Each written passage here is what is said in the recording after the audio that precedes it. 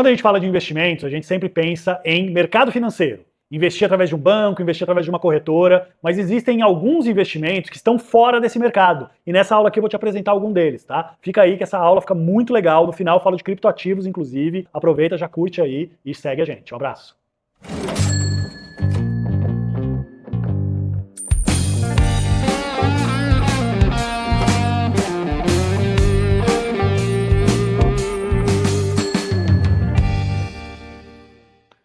Ó, nesse vídeo aqui eu vou fazer o contrário, tá? Eu vou falar para você curtir, se inscrever e comentar alguma coisa antes de eu começar a falar. Porque senão depois você não vai assistir o vídeo até o final e você vai esquecer, não é mesmo? Então tá bom, depois do final eu vou te lembrar de novo, tá? Então, se você já segue nossos conteúdos, se você já gosta do que a gente traz aqui, já aproveita, dá uma ajuda pra gente aqui, se inscreve no canal, compartilha aqui esse conteúdo com quem você sabe que vai gostar desse conteúdo, e se você gostou, obviamente, você curte também aqui nosso conteúdo, tá bom? Vamos lá. Então, conforme eu falei na introdução, essa aula aqui é um pouco pra gente falar de alguns investimentos que estão um pouco fora da casinha ali, que são investimentos não muito tradicionais, tá? E é uma aula, obviamente, bem curtinha também, a gente não quer entrar aqui muito em detalhe. Se você quer mais detalhes, se você quer mais informações sobre o que a gente está falando aqui, vai lá no Método Invest, entra no nosso site, dá uma olhadinha lá no nosso conteúdo, tem bastante coisa interessante para você aprender com a gente por lá, tá bom? Então vamos lá. Investimentos, aqui a gente vai falar um pouquinho das caixinhas, né? Quem já assistiu o meu vídeo de caixinhas, ou não, né, objetivos de investimento, ó, clica aqui, assiste essa aula de objetivos que é bem interessante, que é o primeiro passo ali que a gente precisa para começar a investir. Aqui o que a gente vai falar? A gente vai falar de, basicamente, investimentos que estão ali nas caixinhas de médio e longo prazo, que são investimentos ali de 5 anos para mais, tá? Que nessa caixinha entram ações, que tem um vídeo aqui também de ações que eu já fiz, um vídeo de fundos imobiliários que eu também já fiz aqui, fundo de ações eu ainda não falei, mas eu fiz um vídeo de fundos de investimento, que está aqui também, e a gente vai falar aqui desses outros ativos, né, que são os alternativos ali, que estão aqui nessa categoria de renda variável e de investimentos de médio e longo prazo também, tá bom? Vamos lá.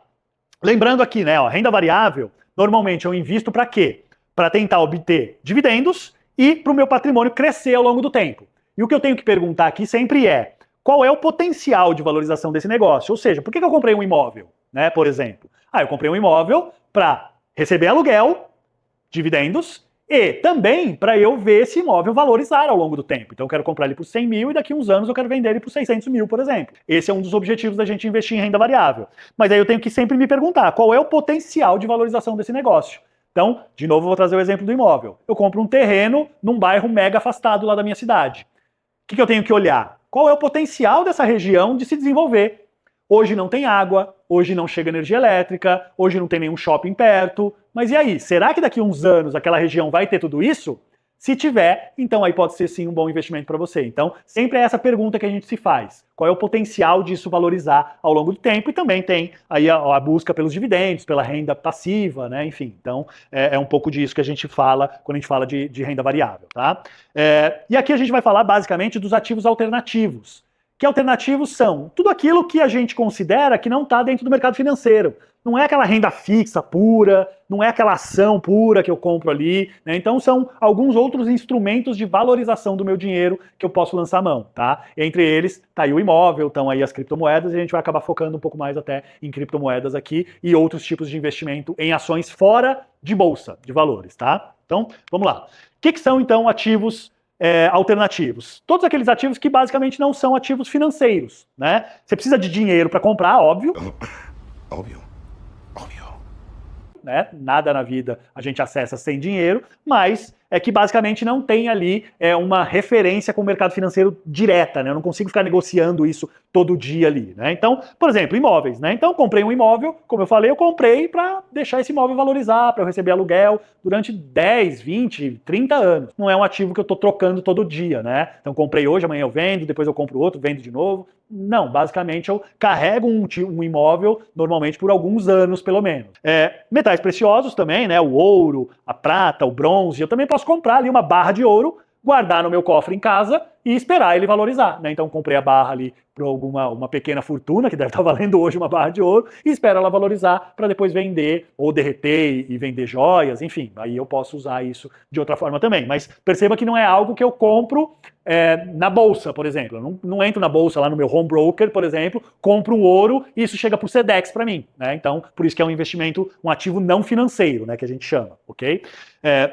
Obras de arte também estão aqui dentro desse espectro, né? Eu posso comprar uma obra de arte de uma pessoa hoje, esperar, né, essa pessoa ficar famosa, e eu posso vender essa obra de arte depois de alguns anos com algum retorno financeiro também. E itens de colecionador, né? Então aí eu compro um Fusca hoje, né, que está super bem conservado, eu posso esperar alguns anos, eu continuo conservando, obviamente, eu não posso deixar esse Fusca, né, se deteriorar com o tempo, eu continuo conservando ele, pode ser que daqui a alguns anos eu encontre um colecionador que queira muito um Fusca bem conservadinho, tá lá o meu Fusca, ele vai pagar uma boa fortuna também por esse item colecionável, né? Então tem gente que coloca preço em coisas que a gente não entende às vezes. Eu não entendi o que ele falou. Os itens colecionáveis estão aí nesse espectro, né? Até recentemente teve lá as cartinhas Pokémon, né? Saiu algumas notícias que algumas cartinhas Pokémon que eram negociadas ali, vendidas há alguns anos atrás, estavam valendo uma pequena fortuna. Então tá aí um outro exemplo de itens colecionáveis. Quem gosta, quem quer, paga dinheiro por isso, sim, e você pode eventualmente investir nisso, mas lembra, é um investimento de longo prazo, você tem que comprar ele hoje. Hoje é comum cartinha Pokémon, né, tô dando um exemplo aqui, é comum você encontrar uma cartinha Pokémon,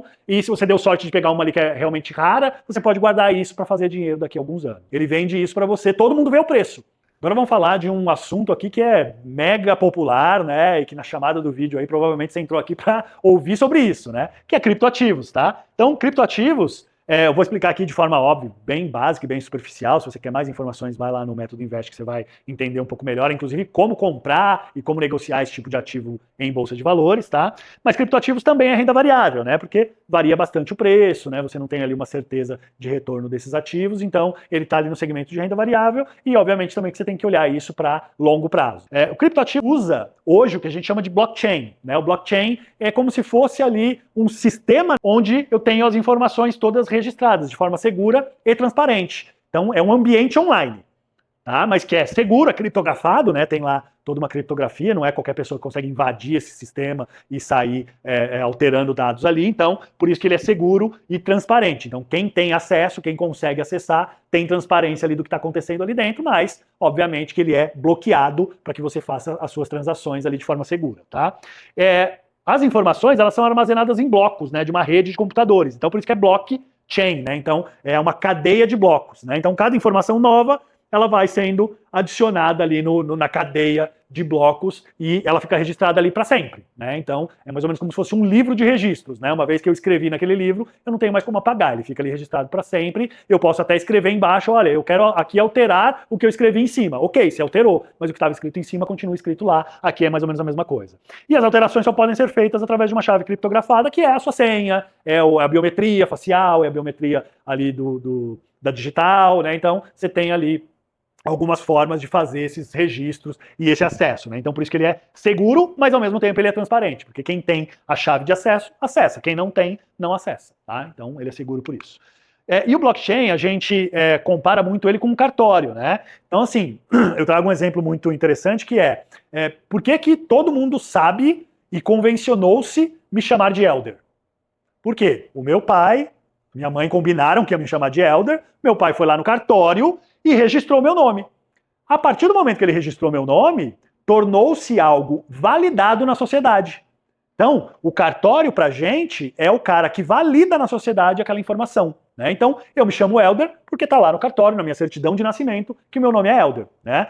E quais outras coisas que a gente consegue fazer num cartório? Eu consigo comprar e vender carro, né? Então, quando eu vou lá no cartório para dizer pro Detran, esse carro aqui não é mais meu, agora é do João, né? Então, quem valida isso? O cartório. Então, eu vou lá, assino o documento lá de transferência do carro e faço isso, tá?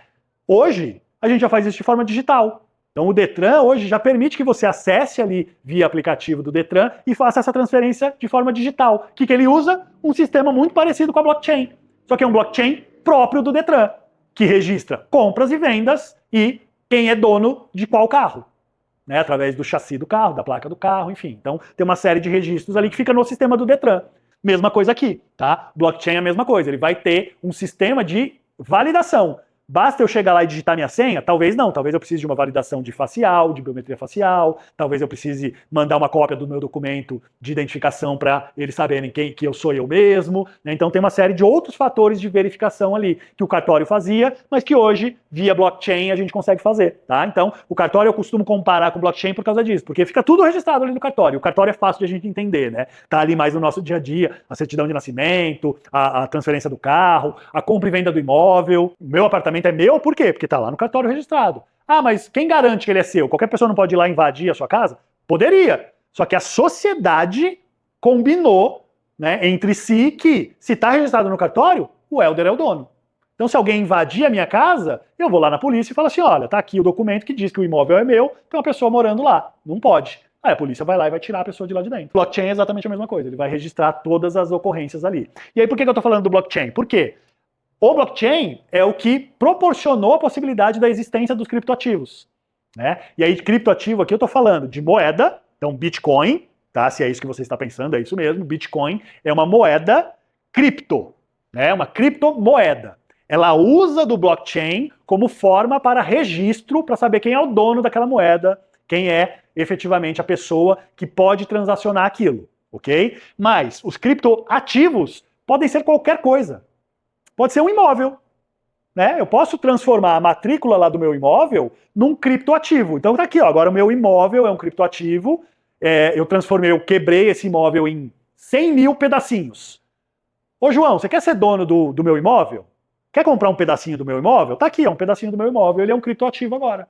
Tá? Lógico, você precisa de regulação dentro do território nacional que você quer fazer isso, né? Você precisa combinar isso com os órgãos ali de regulamentação, a CVM, o Banco Central, mas na prática você poderia fazer isso, né? Com qualquer ativo, né? Com imóvel, com carro, com uma dívida.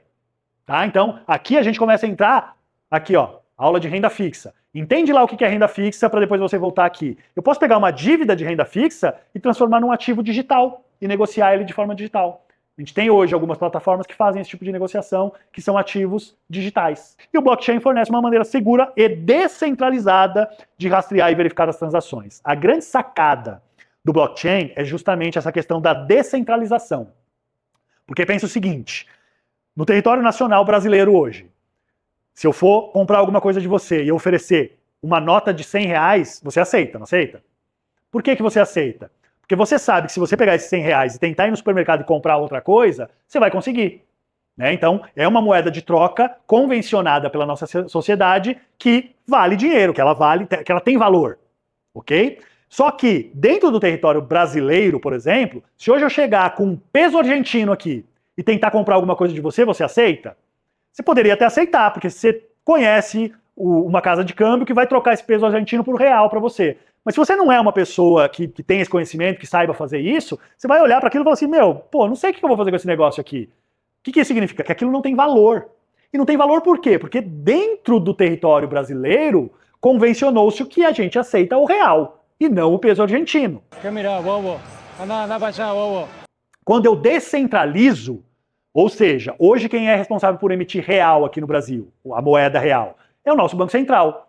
Só que na hora que eu chego para alguém e falo assim, olha, não é mais o seu Banco Central que é responsável por emitir moeda, agora é um sistema descentralizado, ou seja, o Bitcoin vale no Brasil a mesma coisa que vale na Argentina, que vale nos Estados Unidos, que vale na Europa, que vale no Japão. Então agora, a partir desse momento, se eu quiser no meu estabelecimento aceitar criptoativo como pagamento, criptomoeda, né, Bitcoin como pagamento, eu posso aceitar. Mas por quê? Porque eu tenho a segurança de que eu vou entrar lá no blockchain e se eu quiser transformar isso aqui em algum outro item de consumo para mim, eu consigo. Hoje eu não preciso mais, na teoria, né, se o Bitcoin e as outras criptomoedas, elas ganharem força realmente no mundo, na teoria eu não preciso mais ter um banco central no meu país.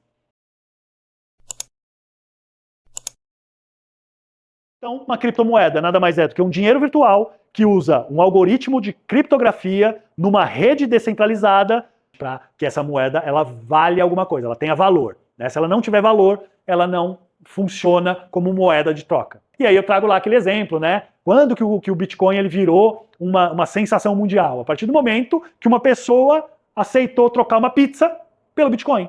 Porque até então as pessoas negociavam Bitcoin só no ambiente online. Na hora que você trouxe isso para o mundo real e alguém aceitou vender uma pizza e receber Bitcoin como pagamento, aquilo virou algo que é comum para todo mundo. Opa, então peraí, se eu posso comprar pizza, eu também posso comprar arroz, eu posso comprar feijão, eu posso comprar o que eu quiser com essa criptomoeda, né? Ainda não é uma realidade, mas a tendência é que isso vai acontecer ao longo do tempo, tá legal? Então essa aula aqui, basicamente, a gente falou dos ativos alternativos, né? E aí, só lembrando, ativo alternativo é tudo aquilo que a gente pode negociar fora do mercado financeiro, né? Imóveis, barra de ouro, itens colecionáveis, criptoativos. Espero que você tenha gostado dessa aula. Não esquece, eu falei no começo, vou falar no final de novo. Se inscreve no canal, curte aqui, compartilha com quem você acha que isso seja interessante. E se tiver alguma dúvida, tiver algum feedback para dar aqui pra gente também, fica à vontade, escreve aí nos comentários, estamos à disposição. Um abraço a todos.